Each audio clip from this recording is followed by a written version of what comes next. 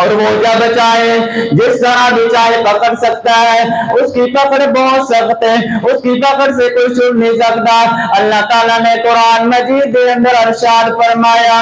ان بطش ربک لشدید، بلا شبہ آپ کے رب کی پکڑ بہت سخت ہے۔ اللہ تعالیٰ نے قرآن مجید کے اندر ارشاد فرمایا ولا یوثق وثاقہ احد، اور اللہ جس کو جکڑے گا ویسا کوئی جکڑنے والا کوئی نہیں۔ اس عقیدے سے انسان کی بے وقت کی تبدیلیاں رونما ہوتی ہیں۔ اللہ تعالیٰ کی کبریائی کا تصور رکھنے والوں دل میں تکبر کی بجائے عاجزی پیدا ہوتی ہے، دل میں تکبر کی بجائے عاجزی پیدا ہوتی ہے، وہ اپنے رب کے سامنے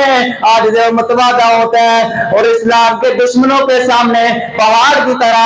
مضبوط ہوتا ہے اور شیر کی طرح دلیر ہو جاتا ہے، کیونکہ رب کبریا کسی کو سپر پاور تسلیم کرنے والا نہیں، کسی کو سپر پاور تسلیم کرنے والا نہیں۔ اللہ تعالیٰ کی کبریائی کا احساس رکھنے کی وجہ سے وہ ہمیشہ اپنے رب کے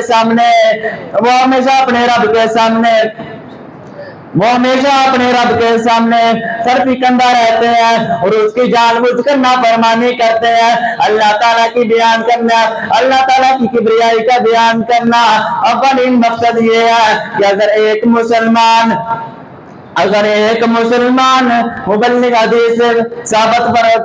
کر کے اللہ تعالیٰ کی کبریائی، اللہ کے سوا کوئی خالق، کوئی مالک، کوئی رازق، کوئی معبود و مسجود کبریا نہیں ہے، وہی مشکل کشا ہے، وہی حاجت روا ہے۔ یہی وہ دعوت ہے جس کے لیے انبیاء کرم رسول اللہ، جس کے لیے انبیاء کرم نے مبعوث فرمایا، اس کے لیے نبی صلی اللہ علیہ وسلم کو حکم ہوا کہ اپنے